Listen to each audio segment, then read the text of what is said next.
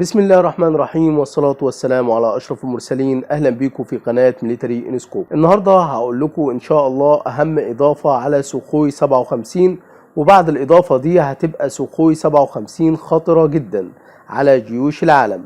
تابعونا للآخر، ولو مهتمين بالمجال العسكري والسياسي اعملوا اشتراك ونبدأ على بركة الله.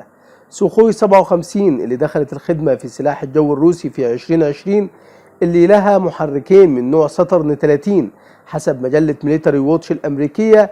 القدرة القتالية للسوخوي 57 تجعلها منافسا لمقاتلة الجيل الخامس F-35 والمقاتلة الأمريكية القادمة من الجيل السادس FX. وأهم صاروخ أسرع من الصوت هيكون على سوخوي 57 في سنة 2025 الصاروخ الباليستي KH-47M2 المعروف بكنجال. أما الصاروخ جو المسمى بآر 37M ده موجود أصلا في الخدمة وهنتكلم عنه برضو، بس الأول هنتكلم عن خطورة الصاروخ الباليستي كنجال أو خنجر بالروسية. الصاروخ ده دخل الخدمة في سلاح الجو الروسي في عام 2018 وتم دمجه في الطائرة الاعتراضية الأسرع من الصوت ميج 31، وتم دمجه برضه على قاذفة القنابل الاستراتيجية TU-22. المميز في صاروخ كنجال انه يقدر يضرب الاهداف بسرعة 10 ماخ، ودي طبعا سرعة كبيرة جدا، يعني لو حولناها بالكيلومتر في الساعة هتبقى السرعة 12,000 كيلو متر في الساعة. يعني الصاروخ بيتحرك بسرعة 200 كيلو متر في الدقيقة الواحدة، طبعا سرعة مش طبيعية. طيب الصاروخ ده يقدر يقطع مسافة قد ايه؟ مدى الصاروخ بيتراوح من 2000 كيلومتر الى 3000 كيلومتر، يعني بالسرعة العالية والمدى الكبير الصاروخ ده فعلا يعتبر اخطر صاروخ في العالم، وهيبقى اضافة قوية في سنة 2025 لما يدمج مع سوخوي 57. طيب حاليا هو مدمج مع ميج 31 وقاذفة TU-22. بالشكل ده ممكن روسيا تضرب أهداف في غرب أوروبا وفي الشرق الأوسط وفي جنوب وشرق آسيا بدون ما روسيا تحتاج قواعد خارجية.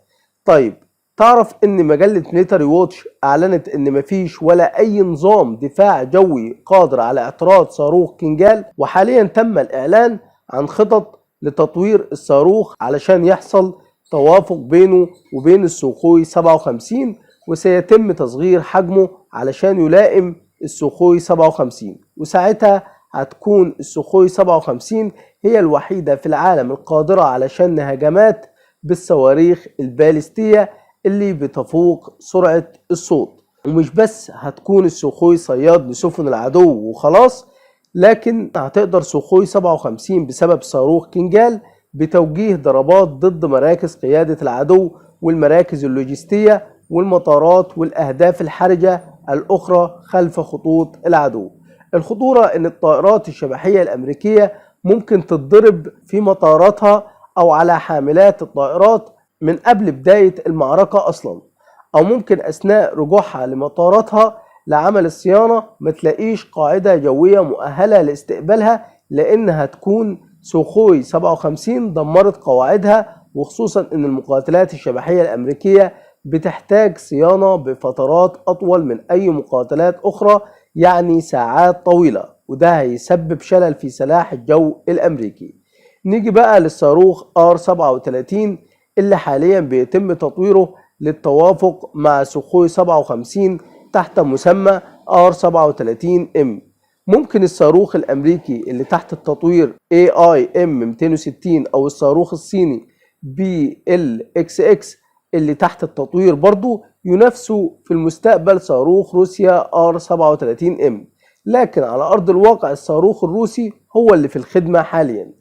وروسيا فكرت في الصاروخ ده بعد ظهور الصاروخ جو بعيد المدى من طراز ميتيور في 2016 اللي بيتجاوز مداه 150 كيلو متر، وبيقترن صاروخ R37M بمستشعرات سوخوي 57، وهو قادر على الاشتباك مع الطائرات على مسافات تصل إلى 400 كيلو متر، وسرعة الصاروخ R37M بتصل حتى 6 ماخ، يعني 7200 كيلو متر في الساعة، برضو سرعة كبيرة جدا والمميز في الصاروخ ده على حسب المجلة الأمريكية هي قدرته على المناورة، وصعب جدا الإفلات منه. ويستخدم هذا الصاروخ للاشتباك مع المقاتلات الشبحية مثل F-35 أو F-22. ومن المعروف أن مدى ال F-35 قصير وبتحتاج تزود بالوقود للعمل بشكل هجومي، وفي حالة تدمير طائرات نقل الوقود الأمريكية هنا هيحصل شلل للمقاتلات الشبحية من طراز F-35، وهتتوقف العمليات الهجومية للمقاتلات الأمريكية فورا. علشان كده أمريكا هتشتري ناقلات وقود خفيفة الوزن. فاكرين الحلقة بتاعة نجاح الدرون MQ-25 في تزويد المقاتلة FA-18 سوبر هورنت بالوقود؟ أمريكا هتشتري كمية معينة من الدرونات دي لسلاح البحرية الأمريكية، علشان MQ-25 خفيفة الوزن وكمان بتقدر تشيل أكتر من 6 طن وقود، يعني تقدر تزود من 4 إلى 6 مقاتلات بالوقود. وأمريكا عارفة أن فقدان ناقلات الوقود في رحلة طويلة فوق البحار ده هيسبب حصار للمقاتلات الأمريكية وإجبارها للهبوط الاضطراري، يعني وجود صواريخ R-37M قادرة على إنهاء معركة جوية من قبل أن تبدأ.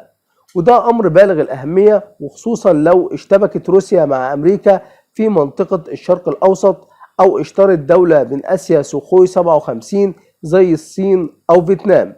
ده هيشكل خطر كبير على المقاتلات الأمريكية. بالشكل ده عزيزي المشاهد تتحول سوخوي 57 لمنصة عسكرية طائرة في الجو، وهتكون أول مقاتلة في العالم تشيل صاروخ باليستي اللي هو كينجال اللي اتكلمنا عنه. قبل ما نختم الحلقة عاوز أذكركم بمعلومة، إن نائب رئيس الوزراء الروسي قال إن هناك اهتماما دوليا بسوخوي 57 وإنها تبقى بمقعدين. ده هيزود الطلب عليها من المشترين الأجانب. وقال إن الاهتمام بطائراتنا الواعدة يزداد من عام إلى آخر وسيزداد في المستقبل. ومدير عام مؤسسة روسبورن إكسبورت الروسية ألكسندر ميخيف قال في أول شهر يونيو الحالي بأن 5 دول في جنوب شرق آسيا قد أبدت اهتماما بمقاتلة سوخوي 57 الروسية. بغض النظر عن الصاروخين اللي اتكلمنا عنهم النهاردة، سوخوي 57 تخصص لتدمير كافة أنواع الأهداف الجوية والبحرية والبرية، وتحلق المقاتلة بسرعة فوق الصوتية، وتتوزع كل أسلحتها داخل هيكلها. وتتميز الطائرة بتخفيها عن الرادارات بفضل طلاء جسمها الذي يمتص الموجات اللاسلكية. وتتوفر في الطائرة أحدث مجموعة من الأجهزة الملاحية والتوجيه والتصويب. ويتوقع أن تتسلم القوات الجوية الروسية نهاية عام 2024 نحو 22 مقاتلة للجيل الخامس، ليبلغ عددها بحلول عام 2028 نحو 76 طائرة. حلقتنا انتهت، أشوفكم في حلقة جديدة إن شاء الله. السلام عليكم. لا تنسوا الإعجاب بالفيديو والاشتراك في القناة تشجيعا لنا لنستمر بنشر المزيد إن شاء الله.